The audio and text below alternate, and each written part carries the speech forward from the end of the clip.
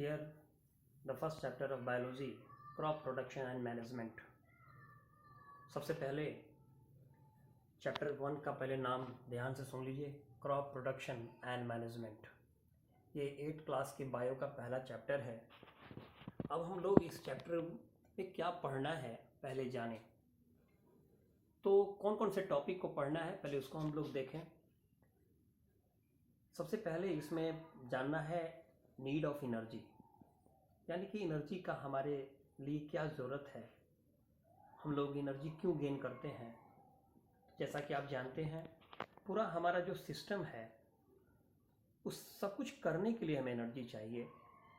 तो हमें यहाँ पर चैप्टर में यह भी पढ़ना है एनर्जी क्यों चाहिए, फिर वह एनर्जी कहाँ से आता है, फिर पढ़ना है। और आप जानते ही हैं कि एनर्जी हमें फूड से ही प्राप्त होता है, और फूड के लिए हम लोग एग्रीकल्चर बहुत बड़ा ज़रूरी चीज़ है जिस पर डिपेंड करते हैं।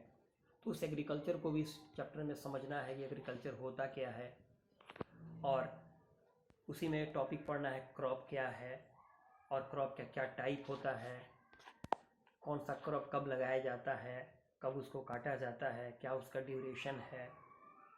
इसके बाद एग्रीकल्चर प्रैक्टिसेस, यानी कि पूरे क्रॉप को लगाने का जो टेक्निक है जिसमें बहुत सारे पॉइंट्स आते हैं।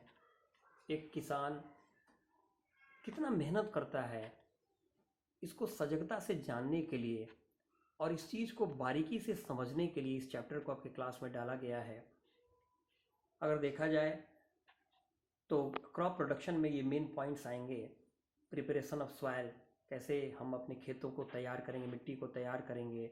सोइंग ऑफ सीड्स, कैसे हम उसमें बीज लगाएंगे।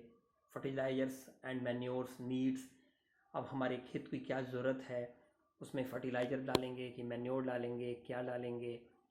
इरिगेशन, यानी कि उसको पानी देना। वीडिंग, वीडिसाइड का क्या यूज होना चाहिए, क्या होता है। हार्वेस्टिंग, यानी कि फसलों को काटना। फिर थ्रेशिंग, यानी दानों को अलग करना। लास्टली स्टोरिंग, उसको प्रॉपरली स्टोर करना। ये सब पॉइंट्स इस चैप्टर में पढ़ने हैं। सोचिए, इतना मेहनत करने के बाद तब अनाज हमारे घर आता है।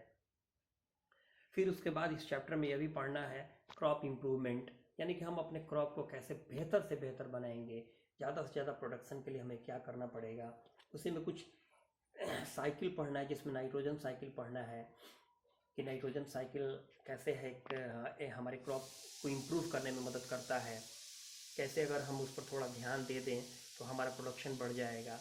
और जैसा कि आप जानते हैं, हमारे भोजन का ठीक है बहुत ज़्यादा हिस्सा हमारे प्लांट से मिलता है, लेकिन ऐसा नहीं है कि सारा का सारा चीज़ प्लांट से ही मिलता है। हमारे भोजन का बहुत सारा हिस्सा एनिमल से भी मिलता है।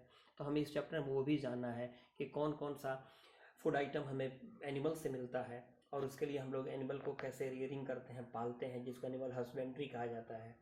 तो इन यानी कुल मिला जुला कर हमें फूड और उसके जो सोर्स हैं और उस पर हम कैसे डिपेंड रहते हैं, और फिर एक फार्मर के हिसाब से देखना है कि वो जो प्रोडक्शन करता है उसमें कितने पॉइंट से वो क्रॉस करता है और कितना मेहनत करता है, तब लास्टली उसके पास टोटल प्रोडक्शन आता है, और लास्टली वो तब हमारे पास पहुंचता है। ये टोटल सीरीज हमें पढ़ना है, जानना इस चैप्टर में। बहुत ही इंटरेस्टिंग चैप्टर है 8th क्लास का पहला चैप्टर बायोलॉजी का, क्रॉप प्रोडक्शन एंड मैनेजमेंट।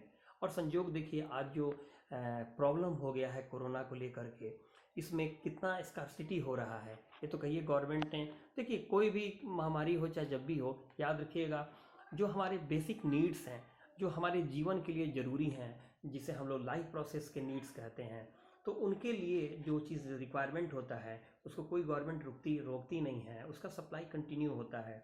लेकिन फिर भी कहीं ना कहीं डिस्टर्बेंस हो ही जाता है, क्योंकि जब पूरा देश लॉकडाउन में है तो स्वाभाविक बात है दूसरे जगह का चीज़ दूसरे जगह ट्रांसपोर्ट होने में थोड़ी परेशानी हो रही है।